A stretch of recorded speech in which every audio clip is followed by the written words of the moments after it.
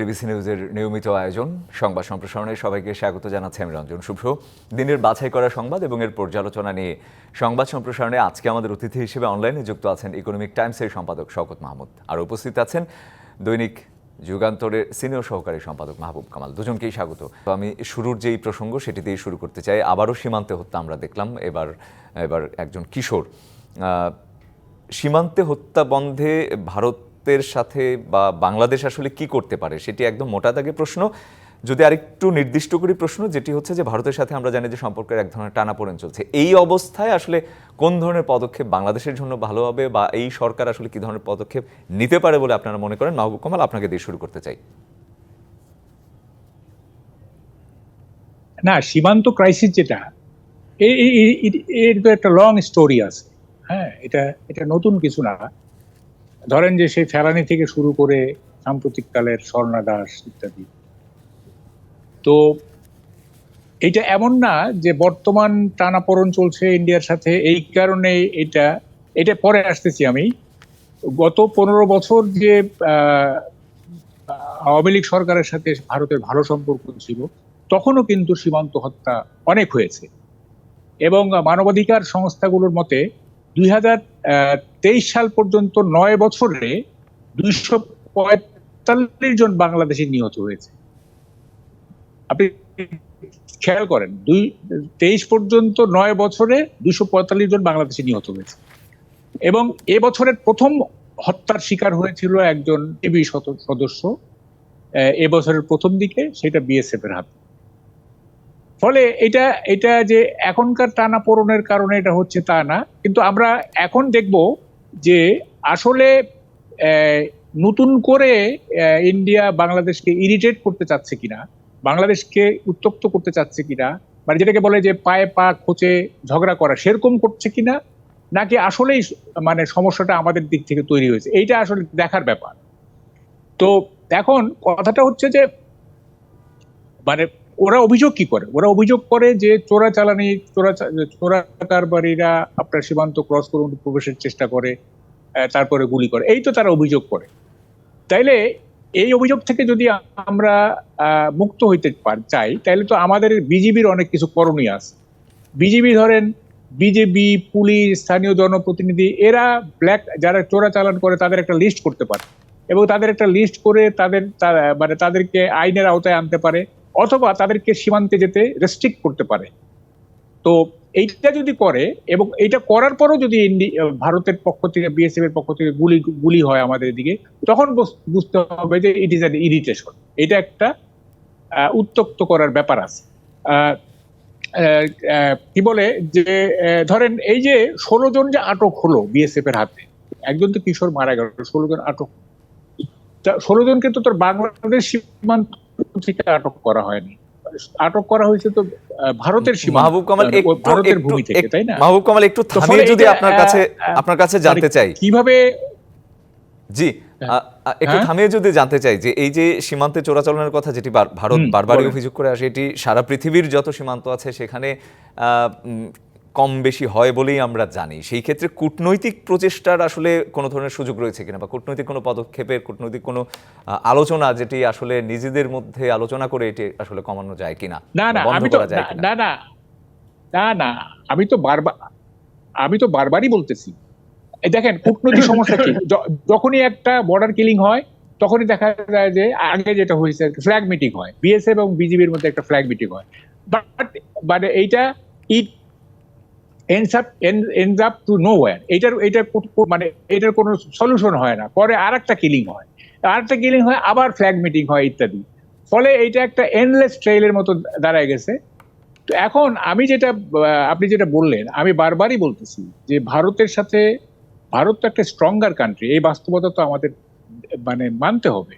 ভারতের সাথে আমাদের ডিপ্লোম্যাটিক রিলেশনটাকে আমাদেরকে স্মুথ করতে হবে, বা কি বলে যে স্ট্রঙ্গার নেশনের সাথে উইকার নেশনদের ডিপ্লোমেসিটি কেমন হয় এটা আমাদের বুঝতে হবে। মানে ভারতের হাতে কিন্তু দেখেন অনেকগুলো কার্ড তারা খেলতে চাচ্ছে, এবং এটা আমাদেরকে বিপদগ্রস্ত করার জন্য হইতে পারে। যেমন ধরেন যে এই আদানি আপনার ওই যে টাকা চাচ্ছে, তাদের যে ইলেকট্রিসিটি টাকা চাচ্ছে।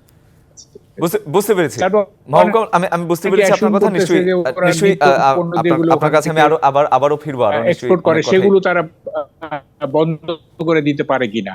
জি, হ্যাঁ, তো ফলে ধন্যবাদ আপনাকে।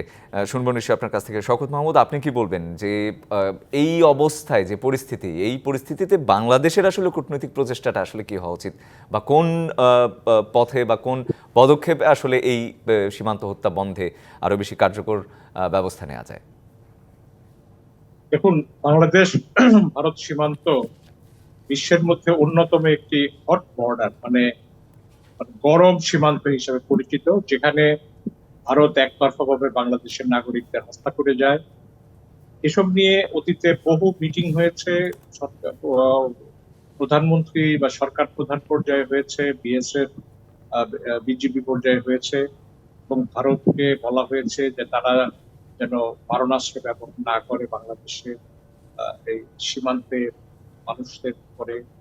ভারত সম্মত হয়েছে, কিন্তু বাস্তবে ভারতের কোনো হুঁশ ফেরেনি এবং ভারত ক্রমাগত ভাবে মানুষকে হত্যা করে যাচ্ছে।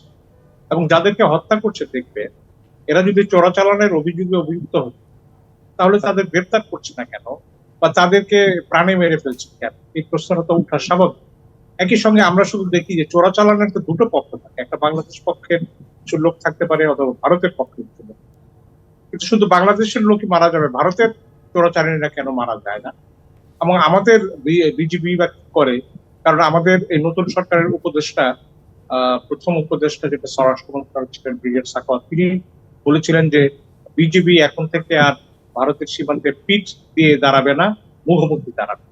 তো আমরা মনে করি যে এই সরকারের যদি সেই অভিপ্রায় হয়ে থাকে, তারা এই বিএসএফ এর এই চরম যুদ্ধমূলক আচরণের জবাব দেবে, তাহলে সেই জবাবটা কিন্তু দেওয়া উচিত, তা আমি নাগরিক হিসেবে মনে করি। বিগত আমলে আমরা দেখেছি যে ভারত যখন এই বিএসএফ যখন নাগরিক, আমাদের নাগরিকদের হত্যা করত, তখন আমাদের পক্ষ থেকে বলা হতো, বা আমি শুনেছি বিজেপির মহাপরিচালকরা বলেছেন এরকম চোরাচালান করতে গিয়ে ধরা পড়ে। মানে নিজের নাগরিকদের হেয় করার কাজ তারা করেছে। ভারতের এই আচরণের নিন্দা বা প্রতিবাদ তারা করেন। এখন যে সরকার এসছে, এই সরকারের সঙ্গে ভারতের সম্পর্কটা ভালো নয়। ভারত নিজেই একটা বৈরী সম্পর্ক তৈরি করার চেষ্টা করছে, এবং যেহেতু সাবেক প্রধানমন্ত্রী স্বৈরাচার শেখ হাসিনাকে তারা আশ্রয় দিয়েছে, এবং বাংলাদেশকে তারা মনে করছে আঞ্চলিক রাজনীতিতে বাংলাদেশ তাদের হাতছাড়া হয়ে গেছে, সেই কারণে তাদের আচরণ লক্ষ্য করছে। এবং প্রথম যে বাংলাদেশে বিদ্যুৎ রপ্তানি বন্ধ করেছে, আদানির যেই বিদ্যুৎ কেন্দ্র, সেখান থেকে এটা সরকারি বন্ধ করে দিয়েছে। এবং আমরা দেখছি যে আমাদের পররাষ্ট্র মন্ত্রণালয় বারবার বলছে যে শেখ হাসিনাকে ভারত যদি শেখ হাসিনাকে নিয়ে বাংলাদেশ ভারতের সম্পর্কের অন্তরায় সৃষ্টি হতে পারে। এবং প্রধান উপদেষ্টা নিজেও বলেছেন শেখ হাসিনা যেন নীরব থাকেন, তা না হলে এটা ভারতের উপকার। এসব মুহূর্তে আমরা দেখছি যে এক সপ্তাহের ব্যবধানে বাংলাদেশের দুজন নাগরিককে বিএসএফ হত্যা করেছে।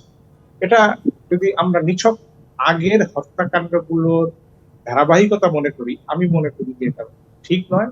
এখানে ভারতের বিএসএফ আরো উস্কানিমূলক আচরণ করছে, এবং এই উস্কানিমূলক আচরণের পেছনে এটা সাম্প্রতিক দ্বিপক্ষীয় রাজনীতি বা কূটনীতির সেটিও কিছুটা প্রভাব ফেলছে বলে আপনি মনে করেন? কারণ আমরা এছাড়াও দেখেছি যে ভারতে গেছে ইদানিং যে যাত্রী, তারা ইমিগ্রেশনে, ভারতীয় দিল্লি এয়ারপোর্ট ইমিগ্রেশনে, আমি একটা ফেসবুকে দেখেছি অনেক রূঢ় আচরণ বাংলাদেশ পর্যটন। তো সেই জায়গায় আমি মনে করি যে বাংলাদেশের বর্তমান সরকার যেই পদক্ষেপগুলো নিচ্ছে, তারা জোরালো প্রতিবাদ করছে, এবং এই প্রতিবাদ ছাড়াও আমি মনে করি যে এটার যদি কোনো আন্তর্জাতিক ভাবে কোনো সুরাহার প্রয়োজন হয়, সেই সুরাহার দিকেও কিন্তু বাংলাদেশের বর্তমান সরকার এগিয়ে যেতে হবে। কারণ বাংলাদেশ ভারতের একটি কার্যকরী এবং স্থায়ী সমাধানের বোধহয় আসলে দরকার আছে। দুটি প্রতিবেশী দেশ স্থায়ী সমাধান দরকার আছে, কিন্তু সেটা আপনি দেখেন ফেলানিকে যে ভারতের বিএসএফ এর যে জওয়ান হত্যা করেছিল, তার বিচার হয়েছে, তার বিচারে তার কোনো দোষী প্রমাণ হয়নি। তা আপনি এখানে ভারতের মাইন্ডসেট বা ভারতের যে মনোভাব, এই মনোভাবটা আমাদেরকে বুঝতে হবে। এবং সেই কারণেই আমি মনে করি যে কূটনৈতিক পর্যায়ে ছাড়াও এটা এমন ভাবে করা উচিত যেই জায়গাতে ভারতকে সম্পূর্ণ নিরস্ত করবে, তারা অ্যাসল্ট রাইফেল ব্যবহার করবে না, এই ধরনের যেটি মাহবুব কামালও বললেন যে আসলে মারণাস্ত্র ব্যবহারের বন্ধের একটা পদক্ষেপ নেওয়া যায়। দুজনকেই শুনলাম আমি, নিশ্চয়ই আরো শুনবো। একটা বিরতির সময় হয়ে গেছে। সালাম স্টিল নিবেদিত সংবাদ সম্প্রসারণে একটা বিরতি নিচ্ছি, সঙ্গে থাকুন। বিরতির পর আবারও স্বাগত সালাম স্টিল নিবেদিত সংবাদ সম্প্রসারণে। আজকে আমাদের সাথে অনলাইনে যুক্ত আছেন ইকোনমিক টাইমসের সম্পাদক শওকত মাহমুদ এবং দৈনিক যুগান্তরের সিনিয়র সহকারী সম্পাদক মাহবুব কামাল। দুজনকে আবারও স্বাগত।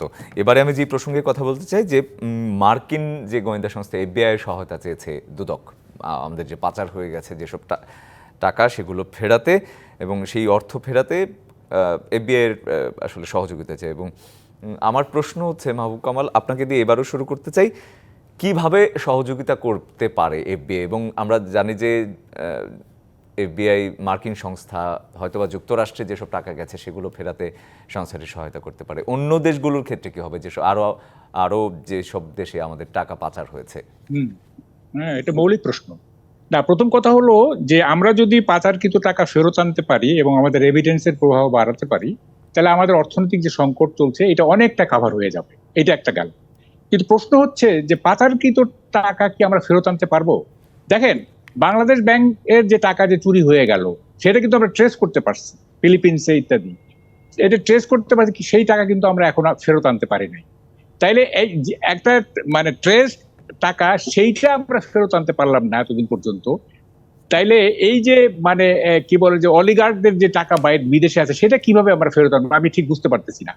প্রথম কথা হচ্ছে FBI তো আমেরিকার যে টাকা পাচার করা হয়েছে সেটার ব্যাপারে সহযোগিতা করতে পারবে, কিন্তু আমার ধারণা যে আমেরিকা না, বাংলাদেশের যে টাকা পাচারকারীদের টাকা মেইনলি আছে কানাডায়, তারপরে আছে আপনার সুইস ব্যাংকে, তারপর অন্যান্য অনেক ব্যাংকে। এবং কিছু ব্যাংক আছে আপনি জানেন তাদের বেসিকটা হচ্ছে যে তারা অ্যাকাউন্ট ডিসক্লোজ করে না, এইটাই তাদের পুঁজি। অ্যাকাউন্ট ডিসক্লোজ করে না, এইটা জানিয়ে তারা তাদের ওখানে অ্যাকাউন্ট করার জন্য তারা প্রলুব্ধ করে যে হ্যাঁ তোমাদের টাকা, কালো টাকা আমরা ডিসক্লোজ করবো না। তো ফলে এই সমস্ত ব্যাংকের টাকা কিভাবে ট্রেস আউট হবে এটা আমি বুঝতে পারতেছি না। যেমন ধরেন কিন্তু ফেয়ারফ্যাক্স কিন্তু এর সাথে কোনো টাকা দেশের বাইরে থেকে ফেরত আনতে পারে নাই বা ডিটেক্টও করতে পারে নাই যে এর সাথে কত টাকা বাইরে আছে। তো ফলে এইটা FBI কতটা সহযোগিতা করতে পারবে আমি সন্দিহান। আমার কথা হচ্ছে যে আচ্ছা, বাইরে যে পাচারকৃত টাকা সেইটা নাইলে এটা কঠিন কাজ, এটা জায়গান্তিক কাজ। দেশের ভিতরে আপনার এই যে ক্রিমিনালরা যে অবৈধ সম্পদ করেছে সেইগুলি কেন জব্দ করা হচ্ছে না? যেমন ধরেন বেনজিরের তো প্রচুর সম্পদ বাংলাদেশের ভেতরে আছে, শত শত বিঘা জমি আছে, সেগুলি কেন জব্দ করা হচ্ছে না? কিংবা ধরেন যে মানে বেনজির তো ধরেন কি বলে যে পুলিশের আইজি ছিল, তারপরে র্যাবের ডিজি ছিল ইত্যাদি, তার বিরুদ্ধে তো কোনো হত্যা মামলা নাই, সে তো এখন আউট অফ দি সিন। তারপরে মতিউরের সম্পদ, সেগুলি কি মানে জব্দ করা যায় না? তো আমরা আসলে কি চাচ্ছি? আমরা কি মানে রিয়েলি কিছু করতে চাচ্ছি কিনা? দেখেন, একটা ব্যাপার হচ্ছে যে যেমন ধরেন বাংলাদেশে যে এত অসংখ্য রিসোর্ট, হ্যাঁ, এই রিসোর্ট গুলোর ম্যাক্সিমাম রিসোর্ট গুলি হচ্ছে যে আপনার কালো টাকা দিয়ে তৈরি, অর্থের উৎস সম্বন্ধে যথেষ্ট অস্পষ্টতা রয়েছে। বুঝতে পেরেছি মাহবুব কামাল, আমি বুঝতে পেরেছি, আমাদের হাতে সময় কম।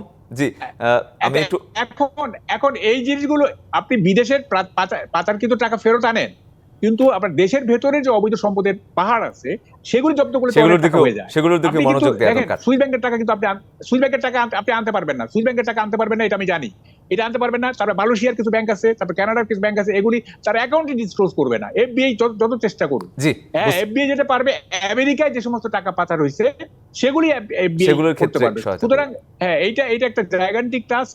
এইটা কতটা সফল হইলে আমরা খুশি, কিন্তু কতটা সফল হবে আই এম ইন ডাউট। হ্যাঁ, ধন্যবাদ আপনাকে। শওকত মাহমুদ, আপনি কি বলবেন?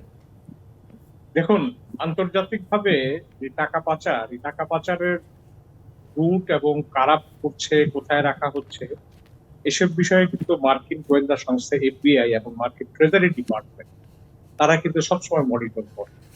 এটা নতুন কিছু নয়, তারা সব সময় মনিটর করে। এবং আপনারা দেখেছেন যে আন্তর্জাতিক কয়েকটি সংস্থা এবং সাংবাদিকদের একটা অনুসন্ধানী সংস্থা, তারা কিন্তু পৃথিবীতে কার কত সম্পদ, কিভাবে টাকা পাচার হয়েছে সেগুলো নিয়ে কিন্তু বিস্তারিত প্রতিবেদন প্রকাশ করেছে। অতএব আমরা কোনো ক্লুলেস লোক নই যে আমরা জানি না যে কার কত আছে, এবং বিভিন্ন অফশোর কান্ট্রিজে কোম্পানি খুলে সেখানে টাকা রাখা হয়েছে এবং সেগুলোর কিন্তু নামের তালিকাও কিন্তু তারা দিয়েছে। এবং এখানে আমাদের হাতে যারা টাকা পাচারকারী বলে আমরা সন্দেহ করি, তারা তাদের বেশ কয়েকজন সরকারের হেফাজতে আছেন, গ্রেপ্তারকৃত অবস্থায় আছেন। তাদেরকে জিজ্ঞাসাবাদ করলেও কিন্তু এই টাকার কিন্তু জানা যাবে, এটা কোনো কঠিন কাজ। এখন কথা হচ্ছে যে এফবিআই এর সংশ্লিষ্টতা। আপনারা একটা জিনিস দেখেছেন যে এই তারেক রহমান বা কোকো বিদেশে টাকা পাচার করেছে, সেটার জন্য এফবিআই এর একটা লোক এসে সাক্ষ্য দিয়ে গেছিল, এবং এফবিআই এর লোক আসলে কিনা সেটা আমরা জানি না। যাই হোক, সাক্ষ্য দিয়ে গেছিল যে তারা টাকা পাচার করেছে। তো সেইখানে যদি এফবিআই আসতে পারে, এইখানে আসতে এফবিআই অসুবিধা। এখন আসলে বিষয়টা হচ্ছে যে এফবিআই কে শুধু মার্কিন যুক্তরাষ্ট্রের অভ্যন্তরীণ অপরাধ তদন্তের দায়িত্বপ্রাপ্ত নয়। এফবিআই কিন্তু বিভিন্নভাবে তারা বিভিন্ন দেশে মনিটর করে, এবং বিভিন্ন দেশের কেন্দ্রীয় ব্যাংকে মার্কিন ট্রেজারি ডিপার্টমেন্টের গোয়েন্দা সংস্থার লোকেরাও কিন্তু থাকে। আপনি এই বিষয়গুলো কিন্তু উপেক্ষা করার মতো না। আপনি যদি দেখাতে পারেন এবং আপনি যদি অনুসন্ধান করেন অমুকের অ্যাকাউন্টে এত বহু টাকা, তো সেই টাকার কোনো জবাব দেওয়া হচ্ছে না, সেগুলো মার্কিন যুক্তরাষ্ট্রেও কিন্তু জবাব দিয়ে আমার মনে হয় শওকত মাহমুদ, আমি বুঝতে পেরেছি আপনার কথা। আমাদের মনে হয় আরেকটি বিষয়ের দিকেও নজর দেওয়া দরকার। দেশ থেকে আসলে টাকাটা যায় আসলে কিভাবে, সেই ক্ষেত্রেও নিশ্চয়ই এই সরকারের এক ধরনের এখন থেকেই না, দেশ থেকে যাওয়ার বিভিন্ন প্রাতিষ্ঠানিক এবং অপ্রাতিষ্ঠানিক ব্যবস্থা আছে। যেমন আপনি এলসি, আপনি ইম্পোর্টার, আপনি এলসি এমন ভাবে ভাপিয়ে তুললেন যেখান থেকে টাকাটা ওখানে চলে যাবে, এখান থেকে আসবে না। আপনি এখান থেকে হুন্ডির মাধ্যমে অনেকে নিয়ে যায়, এবং অনেকে ক্যাশ টাকাও নিয়ে যায়। আমাদের জানা মতে সজীব ওয়াজেদ জয়ের বিরুদ্ধে একটি মামলা আমেরিকার নিউ ইয়র্কে আদালতে রয়েছে, যেটা এফবিআই বাদী হয়ে মামলা করেছিল। সেটার পরিমাণ ছিল, আমি যতটুকু জানি, $387 মিলিয়ন পাচারের জন্য তার বিরুদ্ধে মামলা হয়েছে। তিনি বহু টাকা সেখানে সশরীরে নিয়ে গিয়েছিলেন, কিন্তু এয়ারপোর্টে ধরা পড়ার পর তার বিরুদ্ধে এই মামলাটি হয়েছিল। এরকম অনেকে ক্যাশ সাথে নিয়েও যান, কেউ ধরা পড়েন, কেউ ধরা পড়েন না। আমেরিকার নিয়ম হচ্ছে $10,000-এর বেশি ডলার কেউ নিয়ে গেলে সাথে তাকে সেখানে ডিক্লেয়ার, ঘোষণা দিতে হয় আমার কাছে এত টাকা আছে। তো এই বিষয়গুলো কিন্তু আমি মনে করি যে এফবিআই একটা অত্যন্ত গুরুত্বপূর্ণ সংস্থা, এবং মার্কিন যুক্তরাষ্ট্রের সঙ্গে এবং ইউরোপীয় যে বিষয়গুলো আছে, যে সুইজারল্যান্ডের রাষ্ট্রদূতের সঙ্গে বিএনপির কর্মকর্তারা মিটিং করে বলছেন সুইজারল্যান্ড টাকা ফেরত আনার উদাহরণ আছে। যেমন ইথিওপিয়ার এখন এক কায়েম করেছে হাইলে সেলাসি, সম্রাট হাইলে সেলাসি। হাইলে সেলাসি $100 বিলিয়ন তার বিদেশি ব্যাংকে পাচার করেছে। সেই $100 বিলিয়ন হাইলি সেলাসির পতনের পর কিন্তু $100 বিলিয়ন ইথিওপিয়া নিয়ে আসতে পেরেছিল। অথবা আপনি যদি প্রমাণ করতে পারেন যে আপনার দেশের সম্পদ অন্য জায়গায় এটা গচ্ছিত রাখা হয়েছে এবং যেটার কোনো আইনগত ভিত্তি নাই এবং আয়ের কোনো সুস্পষ্ট বৈধতা নেই, প্রমাণ নেই, সেই বৈধতা নেই, সেই ক্ষেত্রে কিন্তু আপনি টাকাটা আনতে পারেন। এখন বাংলাদেশ ব্যাংকের রিজার্ভ থেকে যে টাকাটা গেছে, সেই টাকাটা ফিলিপিন্সের একটা ক্যাসিনোতে ঢুকেছে। ফিলিপিন্সের আইন হলো যে ক্যাসিনোতে যে টাকা ঢুকবে সেই টাকার জন্য কোনো জবাবদিহিতা করতে হবে। কিন্তু ফিলিপিন্সের যেই ব্যাংকের মাধ্যমে এই ক্যাসিনোতে টাকাটা ঢুকেছে, সেই ব্যাংকের ম্যানেজার এক মহিলা, সে কিন্তু এখনো জেল খাচ্ছে, বোধহয় তার আরসিবি ব্যাংক, মায়া দেগুই তো। টাকাটা উদ্ধার করা যাবে না। কিন্তু আশ্চর্য জিনিস হলো, আমাদের এখানে যে আমরা তদন্ত কমিটি করছিলাম, সিআইডি তদন্ত করছিল, সেটার রিপোর্টটাই প্রকাশ পাচ্ছে না। সেই রিপোর্টে জানা যেত যে কারা এই টাকাটা সরিয়ে $800 বিলিয়ন সরিয়ে নেওয়ার ক্ষেত্রে ভূমিকা রেখেছে। এই জিনিসটা তো আমরা জানতে পারি, তাহলে তাদের মাধ্যমেই কিন্তু জানা সম্ভব কারা এই টাকাটা পাচার করেছে। জি, বুঝতে পেরেছি আপনার কথা। আমাদের আরেকটা বিরতির সময় হয়ে গেছে। সালাম স্টিল নিবেদিত সংবাদ সম্প্রসারণ নিচ্ছে আরেকটা বিরতি, ফিরছি শিগগিরই। সালাম স্টিল নিবেদিত সংবাদ সম্প্রসারণে আবারও স্বাগত। আমাদের সাথে আজকে আছেন শওকত মাহমুদ এবং মাহবুব কামাল, দুজনকে আবারও স্বাগত। আমি আপনাদের সাথে দুটি বিষয় নিয়ে কথা বলতে চাই, একদম সংক্ষেপে শুনবো। শওকত মাহমুদ, আপনার কাছে শুরুতে শুনতে চাই যে বিএনপি আজকে যেটি বলেছে, তারা হচ্ছে গণতন্ত্র আইনের শাসন প্রতিষ্ঠায় জোর দিতে বলেছে এবং সংস্কার পরিকল্পনা জনগণের সামনে তুলে ধরতে বলেছে সরকারকে। এটি কি আসলে নির্বাচনের জন্য, মানে মোটা কথায় মোটা দাগে যদি যেটি আসলে শোনা যায়, নির্বাচন দেওয়ার জন্য এক ধরনের চাপ কিনা? নির্বাচনের একটা তাগিদ তো আছে, কিন্তু তার চাইতে বড় কথা অন্তর্বর্তী সরকারকে তার রাষ্ট্র সরকারের যে পরিকল্পনা, সেই পরিকল্পনা জনগণের সামনে পেশ করতে হবে এবং পরিকল্পনা পেশ করার সময় এই পরিকল্পনা বাস্তবায়নের মেয়াদও উল্লেখ করতে হবে। কারণ এটা বিএনপি সহ রাজনৈতিক দলগুলো সবাই বলেছে, তারা প্রধান উপদেষ্টার সঙ্গে বৈঠকও করেছে, সেই বৈঠকেও এই কথা তারা উল্লেখ করেছে এবং প্রধান উপদেষ্টাও একমত হয়েছেন শিগগিরই তারা এই সংস্কারের একটা জাতিসংঘে পেশ করবে। সেই কারণে বিএনপি কথাটা বলছে। আর গণতন্ত্র শাসনের কথাটা হচ্ছে যে অন্তর্বর্তী সরকার আসার পর 1 মাস হয়ে গেছে, যেসব জায়গায় সরকারের সেটেল ডাউন করার কথা সব জায়গায় সেভাবে সেটেল ডাউন করতে পারেনি এবং একটা কেন্দ্রীয় নিয়ন্ত্রণ, যেটা ঘটনাবলীর উপর বা দখলদারিত্ব বা চাঁদাবাজি অথবা মানুষকে হুমকির মুখে ফেলা, তো এই বিষয়গুলো নিয়ে সরকারের আরো শক্ত হওয়া উচিত।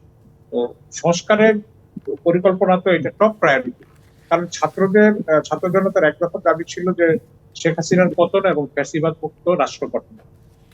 এই ফ্যাসিবাদ মুক্ত রাষ্ট্র গঠন করার ক্ষেত্রে নতুন রাজনৈতিক বন্দোবস্তের তারা চায়, সেটা সরকার কিভাবে করবে এটা তো সবারই জানার আগ্রহ আছে এবং সেই জিনিসটা সরকারকে যত দ্রুত পেশ করা যাবে আরো স্পষ্ট করে তোলা প্রয়োজন।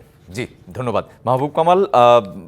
ছাত্র আন্দোলনে হেলিকপ্টার থেকে গুলি করার একটা প্রাথমিক প্রমাণ মিলেছে, আমরা দেখলাম যে চিফ প্রসিকিউটর সেটি বললেন, এবং আরেকটি কথা তিনি বলেছেন যে শাসক দলের নেতাকর্মীরাও মারণাস্ত্র ব্যবহার করে। এই যে সংস্কৃতি, আমি যদি বলি যে রাজনীতিক সংস্কৃতি, সহিংসতার সংস্কৃতি, এ থেকে আসলে বেরিয়ে আসার উপায়টা কি? না, আপনি যে শওকত ভাইকে যে প্রশ্নটা করলেন, আমি ওইটা একটু যোগ করি। এটা হচ্ছে যে এই যে বিএনপি বলছে আইনের শাসন করতে যাবে, এইটা বিএনপি ধন্যবাদ দেই, কারণ 5ই আগস্টের পরে আইন কিন্তু বেশি লঙ্ঘন করছে বিএনপির লোকজন। এইটা কিন্তু এটা আমরা জানি, সারা দেশে যা হয়েছে এটা অধিকাংশ বিএনপির লোকজন করছে এখন, এবং বিএনপি কয়েকজনকে বহিষ্কারও করছে। এখন এই প্রেক্ষিতে বিএনপি যে আইনের শাসনের কথা বলছে, এটা খুবই ভালো, কারণ নিজের দলের লোকজন আইনের মধ্যে আসবে, আইনের আওতায় আসবে, এটা যে চাচ্ছেন বিএনপি নেতারা, এটা খুব একটা ভালো খবর। আর যেটা আপনি সংস্কারের যেটা আমরা দেখেন, আপনার চিফ অ্যাডভাইজার উনি যে লং লিস্ট দিচ্ছেন সংস্কারের, হ্যাঁ, এইটা কিভাবে করা হবে আমি ঠিক বুঝতে পারতেছি না। কারণ এতদিন হয়ে গেল আমরা শুধু দেখছি যে স্বৈরাচারের দোসরদেরকে পদচ্যুতি, পদোন্নতি, নতুন পদায়ন, এইসবের অ্যাডমিনিস্ট্রেটিভ সিদ্ধান্ত নেওয়া হচ্ছে, সংস্কারের কিন্তু কোনো আমরা লক্ষণ দেখতেছি না। এত লং লিস্ট, এই সংস্কার কবে করবে? তারপরে এখানে দেখেন অনেক রাজনৈতিক জটিলতা রয়ে গেছে, মানে বিএনপি আগাম নির্বাচন চাচ্ছে, জামাত চাচ্ছে না, তারপরে ইসলামিক দলগুলো, এই যে রাজনীতি, তারপরে আবার সামাজিক অস্থিরতা আছে, নানা রকম দাবি দাওয়া। আজকেও ধরেন ওই যে ছাত্ররা শিক্ষা আন্দোলন করছে, বিভিন্ন জায়গায় আন্দোলন হয়ে যাচ্ছে, তারপরে বৈষম্য বিরোধী ছাত্র সমন্বয়কদের মিটিং এ প্রবলেম হচ্ছে, নানা রকম সমস্যার মধ্যে আছে সরকার। এবং এই সমস্যার মধ্যে সংস্কারটা কিভাবে করবে আমি ঠিক বুঝে উঠতে পারছি না। এত লম্বা লিস্ট, এটা কিভাবে করবে? এটা আমার মনে হয় যে সরকারকে যদি সহযোগিতা করা না হয়, হ্যাঁ, তাইলে কিন্তু সরকার এটা পারবে না। এবং মৌলিক জায়গাগুলো আমার মনে হয় এত লম্বা লিস্ট দরকার নাই, কতগুলি মৌলিক জায়গা যদি সংস্কার করা যায় তাইলে কিন্তু এনাফ। হ্যাঁ, যেমন নির্বাচন কমিশন, হিউম্যান রাইট ভায়োলেশন কিভাবে বন্ধ করা যায়, এই কতগুলি মৌলিক জায়গা যদি ঠিক করি আমরা, তাইলে দেখেন সংবিধান নিয়ে কিন্তু অত বেশি চিন্তার কিছু নাই। সংবিধান, এই পলিটিক্যাল সায়েন্সে বলে যে when politics fails comes the constitution. রাজনীতিটা ফেল করলে কনস্টিটিউশনের প্রশ্ন আসে। তা আমরা যদি রাজনীতিটা ঠিক করতে পারি, তাহলে চায়নার কনস্টিটিউশন কিন্তু বাংলাদেশের কনস্টিটিউশন চেয়ে ডেমোক্রেটিক, ইংল্যান্ডের কনস্টিটিউশন তো লিখিতই না, তারপর কি দেশটা চলতেছে না? কিন্তু মানে আমরা যে কনস্টিটিউশনের উপর জোর দিচ্ছি, আমরা পলিটিক্সটার উপরে জোর দিচ্ছি না। পলিটিক্সটা যদি ঠিক করা যায়, কনস্টিটিউশনের সেকেন্ডারি ব্যাপার, তখন কনস্টিটিউশনের দরকারই হবে না।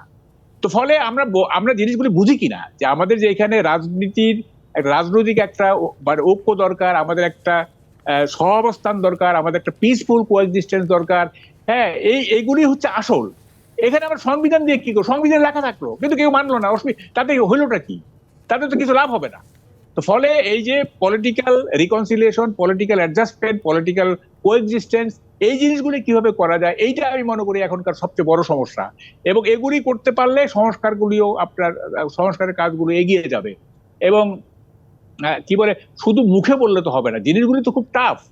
যেমন ধরেন যে আমরা কি এখন দেখছি যে জিনিসগুলো হচ্ছে জনপ্রশাসনের সিদ্ধান্তের ব্যাপার, অ্যাডমিনিস্ট্রেশনের সিদ্ধান্তের ব্যাপার, সেগুলিকে আমরা সংস্কার বলতেছি। কি যে অমুককে সরাই দিছে, অমুককে ইয়ে করছে, অমুককে। আর ব্যক্তি তো কোনো ব্যাপার না, ব্যাপার তো প্রতিষ্ঠান।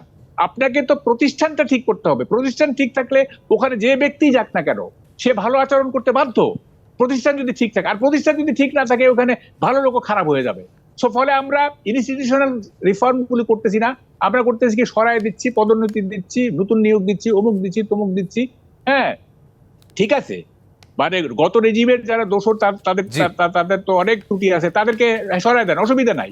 কিন্তু এইটার উপরে শুধু কনসেন্ট্রেট করলে, শুধুমাত্র এই যে নিয়োগ ইতিবাচক সংস্কারের দিকেও আসলে যেতে হবে সরকারকে। হ্যাঁ, এটা সলিড কিছু করতে হবে, সলিড কিছু করতে হবে। সেটা অবশ্যই এরিয়াটা দুজনকেই ধন্যবাদ। আমরা একদম কমায় নেন, এত বড় এরিয়ার দরকার নাই। জি, দুজনকেই ধন্যবাদ। আমরা একদম শেষ দিকে চলেছি। অসংখ্য ধন্যবাদ আজকে আমাদের সাথে যুক্ত হওয়ার জন্য। এই ছিল সালাম স্টিল নিবেদিত সংবাদ সম্প্রসারণে।